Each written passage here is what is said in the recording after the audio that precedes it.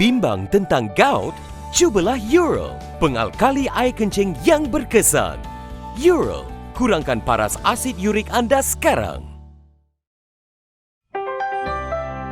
Salam sejahtera, anda sedang menonton Segelas Fakta 16 Mac bersama saya, Prasad Michael.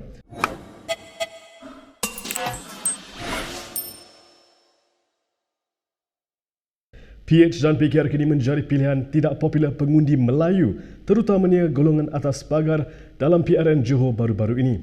Naib Presiden PKR Rafizi Ramli berkata, ia berdasarkan simulasi yang dibuat pihaknya terhadap 40,000 pengundi Melayu.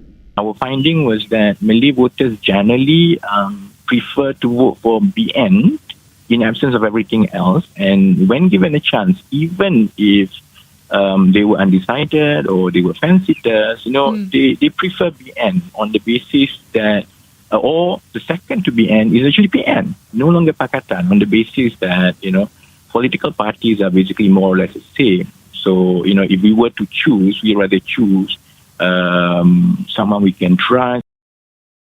Rafizi berkata demikian dalam temu bualnya bersama stesen radio BFM pagi ini.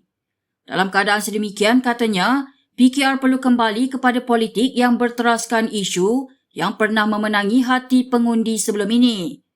Menurutnya, pengundi mahu tahu apa perkara berbeza yang boleh ditawarkan PH berbanding tempoh 22 bulan pentadbirannya sebelum ini. Sementara itu, bekas ahli Parlimen Pandan itu menyeru pembangkang supaya menjauhi politik berasaskan personaliti. I mean, this whole idea that you bring someone and bring him to the top and he becomes a messiah, I've been saying this for decades. That's the reason why we are in trouble now. We did that going towards 2018 election. People thought that put Mahathir there and everything will be well. It doesn't work like that. Sementara itu, Rafizi Ramli menjelaskan alasannya untuk tidak mencabar jawatan Presiden PKR yang disandang Anwar Ibrahim. Bercakap kepada BFM, tindakan sedemikian katanya akan mencetuskan kekecohan dan mengalihkan fokus daripada masalah rakyat. So if you go and create and rock the boat so much, whatever positive message and positive contribution that you can bring to the general support out there will be basically diluted. Diluted. By the fact that so much focus will be about the contest and personality clash, so to speak. That's number one, Rafizi semalam mengumumkan akan kembali aktif dalam politik dan bertanding jawatan timbalan Presiden PKR dalam pilihan raya parti akan datang. Pengumuman itu dibuat selepas PKR dan PH terus menunjukkan prestasi buruk dalam pilihan raya negeri dengan yang terbaru di Johor. Terdapat juga suara-suara yang mendesak supaya peralihan kepimpinan dibuat susulan kekalahan demi kekalahan pembangkang. Dalam pada itu, pengerusi DAP Tan Kok Wai menafikan PH merancang untuk bekerjasama dengan PN pada PRU akan datang.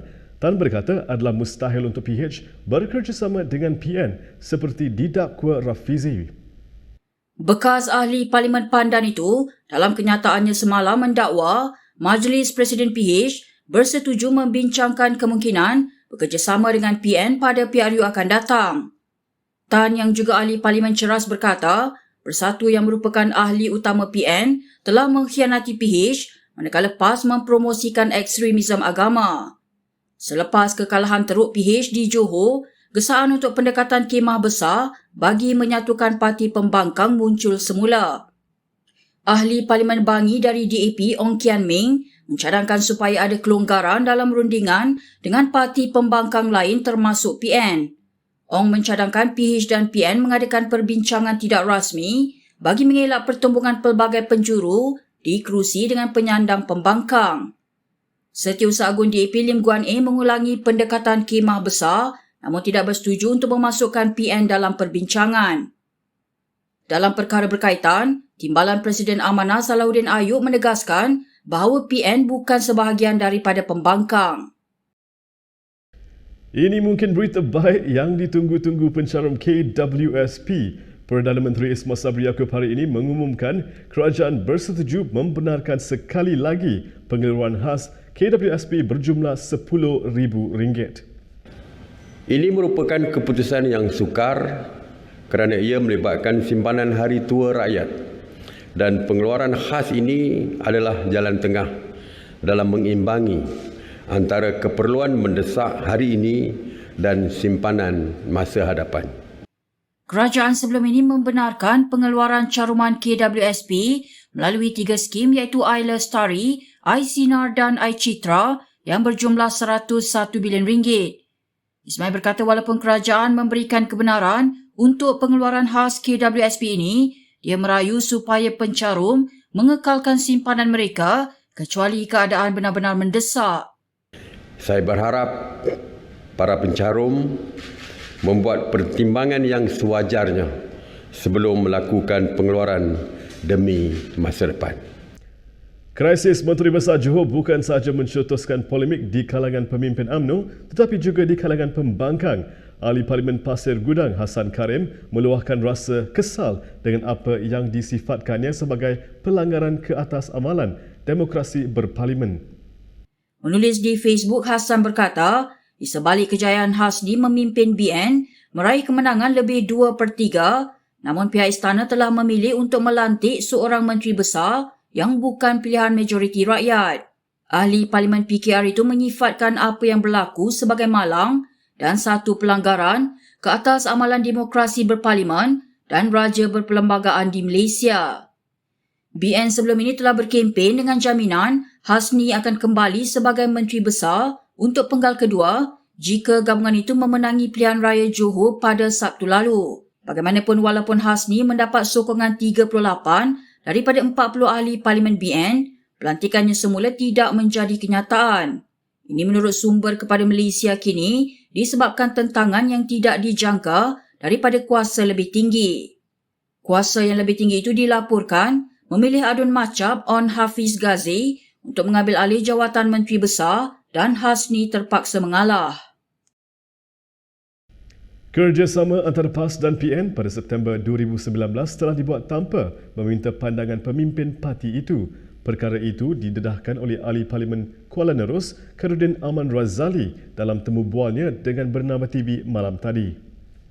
Bercakap kepada Bernama TV, bekas ahli PAS itu berkata, Presiden Parti Abdul Hadi Awang menjalinkan kerjasama dengan PN tanpa mengikut lunas perlembagaan parti.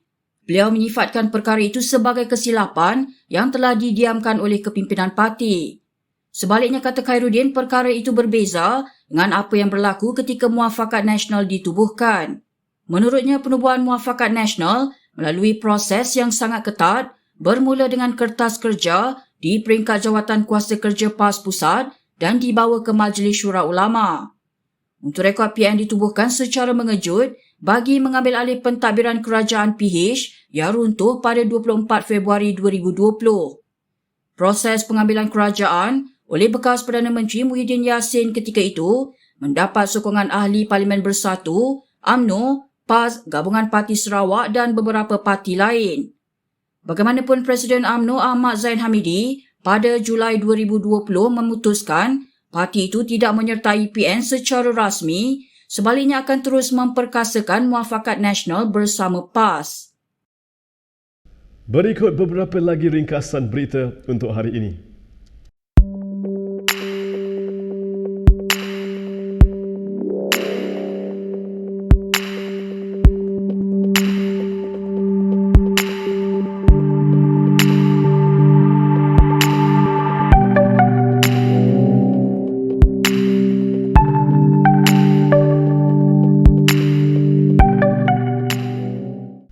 Sekian sahaja daripada saya, Prasad Michael, untuk sekilas fakta. Untuk lebih banyak berita, anda boleh layari kinitv.com. Anda juga boleh mengikuti kami di Instagram, Twitter, YouTube dan Facebook. Salam hormat dan jumpa lagi.